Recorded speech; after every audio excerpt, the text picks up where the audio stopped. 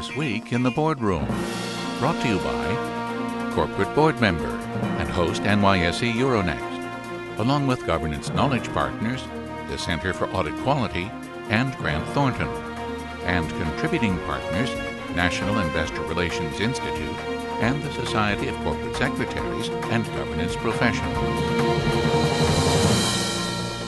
Welcome to this edition of This Week in the Boardroom. I'm TK Kerstetter with Corporate Board Member, and we've got a great show for you today. We're going to take a look at the relationship between the Audit Committee and the External Auditor. And I couldn't think of a better guest to have that conversation with. Allow me to introduce Trent Gazzaway, who is the National Managing Partner of Audit Services with Grant Thornton. Welcome, Trent. Thank you, TK.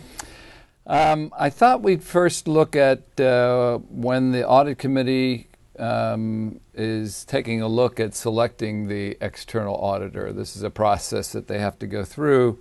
And maybe we ought to sort of start by a little lay of the land here on talking about how the current relationship exists, how that sort of evolved to that point.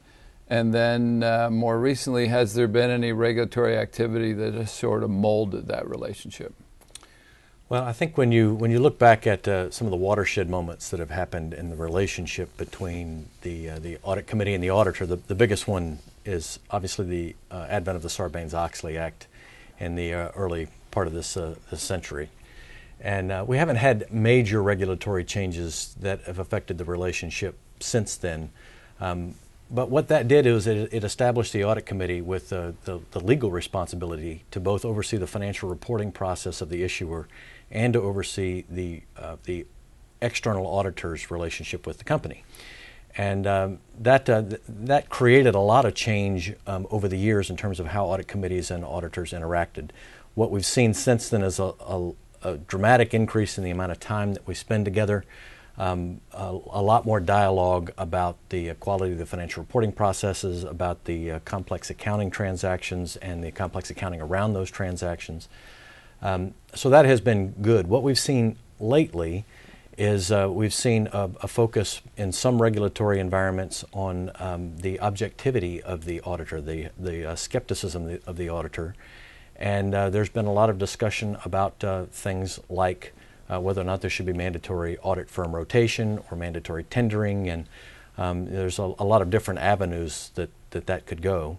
There's also been a lot of discussion about the transparency of the auditor's process and how much the Audit Committee knows about the auditor's process, how much investors know about the auditor's process, and whether or not we should make some adjustments to the audit reporting model that then gives the public more information about how the auditor conducted their audits and maybe even some insights as to what they found. So there is a lot that is brewing right now. It hasn't bubbled up to the point of actually creating regulation or changes in the standards, but it is something to keep an eye on, because I think what you'll see in the next few years, certainly the next 5 years to 10 years, there is going to be a lot of change that happens in the auditor's relationship with the investing public and ultimately through the Audit Committee.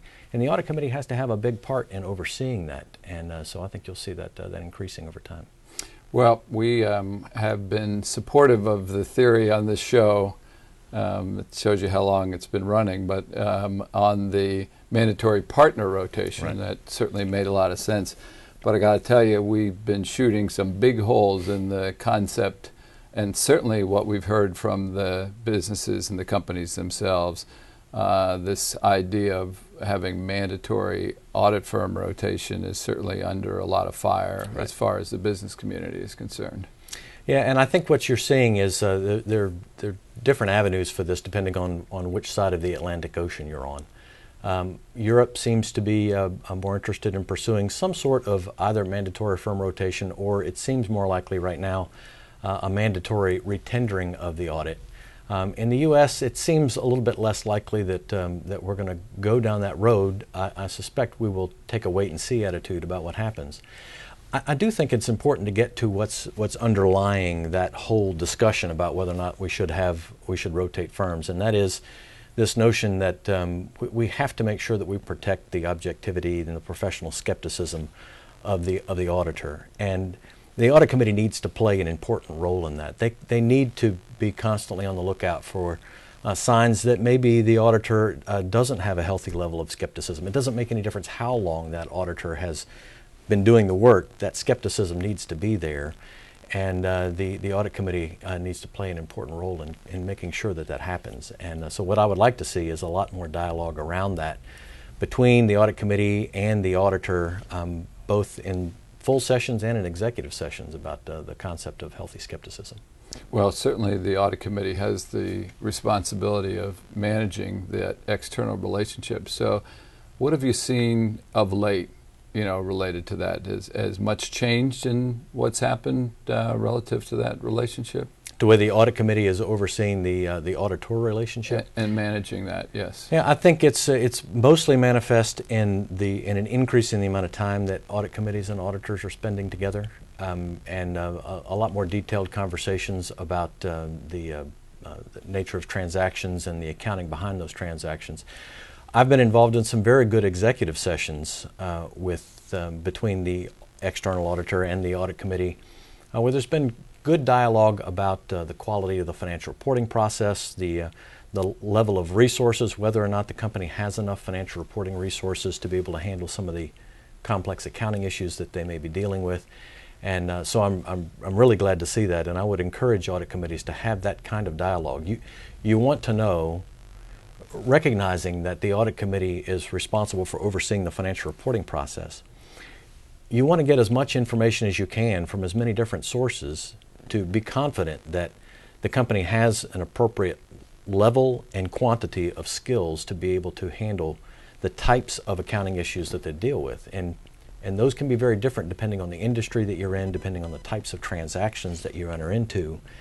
So for example, if you're an audit committee of a company that is now entering into derivative transactions, you want to make sure as a company that you've got the skills in-house to be able to account for those transactions, because it's very complex accounting.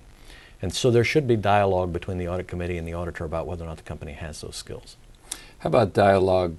Probably one of the most rising risks we see is sort of the cyber risk and the data security and those type of issues. Has that sort of changed the discussions? What has been your experience as far as that part of the relationship and discussions that have happened between the external auditor and the audit committee?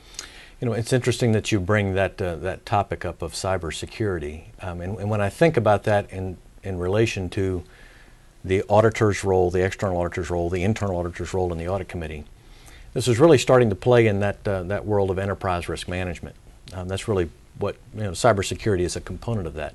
Cybersecurity is not just a financial reporting issue; it's a broad business issue. And there are other elements of enterprise risk management that the audit committee has gotten more and more involved in over time. That is one that is very topical today because it is so prevalent in the marketplace as an issue, and we've seen issues with foreign governments and potential issues with cybersecurity.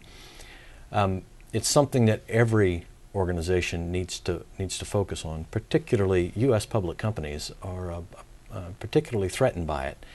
And so the auditor should be able to have good dialogue with respect to what they see in relation to the financial reporting process. But the audit committee and the board itself need to get a broader picture of those types of risks because of the potential impacts of them. But I'm seeing more and more of those conversations happen between auditors and audit committees about things like cybersecurity. Well, that raises a whole slew of questions, not the least of which the risk committee, and you and I can attack that, in another session. But Trent, let's say that I'm on an audit committee and I'm one of your clients, and I come up and say, what or should the audit committee be doing or considering when evaluating and selecting an external auditor? So what advice would you pass along with that question? Well, I guess there's a handful of things that I would look for. The first thing that I think you need to make sure that, just like I said a minute ago, the company needs the right accounting skills. You need to make sure that your auditor has the right accounting and auditing skills. And I don't know that most audit committee members understand that auditors have to deal with accounting standards, but they also have to deal with auditing standards. They're two totally different sets of standards. One says how to account for things, the other says how to audit things. And you want to make sure that your engagement team and the firm that you select to do your audit is good at both the accounting and the auditing. So I would look for the appropriate skill set, particularly as it relates to the industry that your company is in and in relation to the types of transactions that you enter into or instruments that you own. The second thing that I would say is that it's really critical that your auditor demonstrate an ability to understand your business. The best auditors understand the business and how the financial statements tell the story of that business. And when they can make that linkage between the way the business operates, the way the industry and that business operates in works, and then how the financial statements tell the story of that business, they're going to be better able to identify the riskiest areas of misstatement and be able to identify the best ways to do the audit, and they're going to be able to give you more insight as they go through the audit process. So first, the right accounting and auditing skills. Second, it's really understanding the business. The third thing that I would say is communication skills. There are times when auditors have to deliver difficult messages to clients, the same way doctors sometimes have to deliver difficult messages to their patients.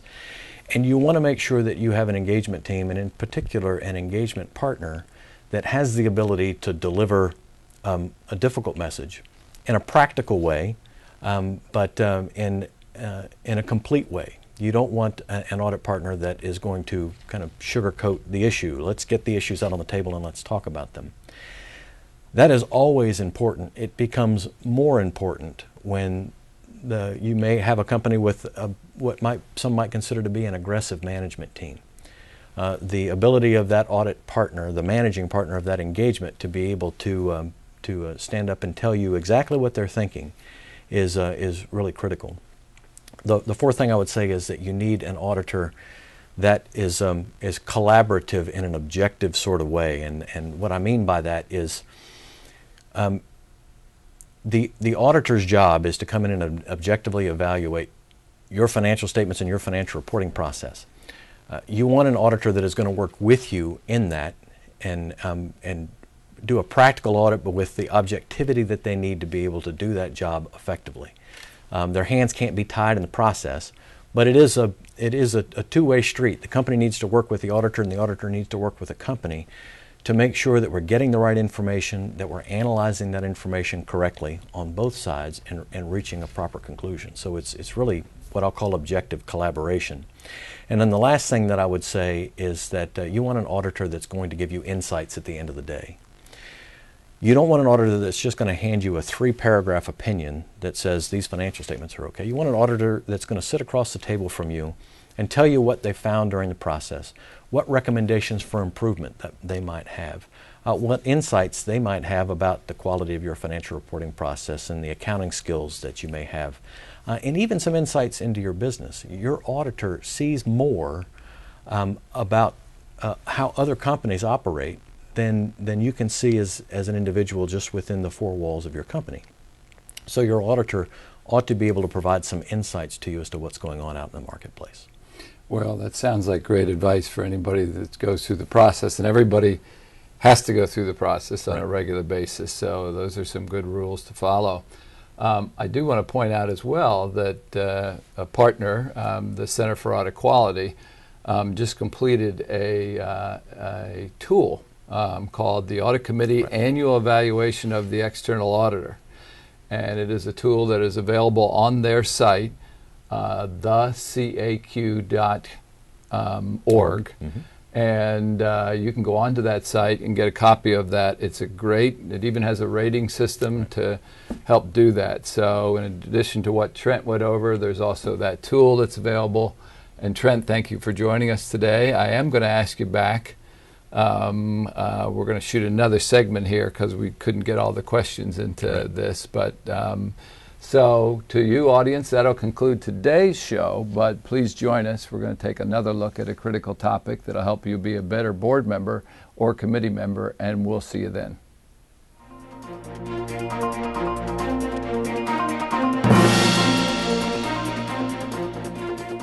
Join us again next week for This Week in the Boardroom, brought to you by corporate board member and host NYSE Euronext, along with governance knowledge partners, the Center for Audit Quality and Grant Thornton, and contributing partners, National Investor Relations Institute and the Society of Corporate Secretaries and Governance Professionals.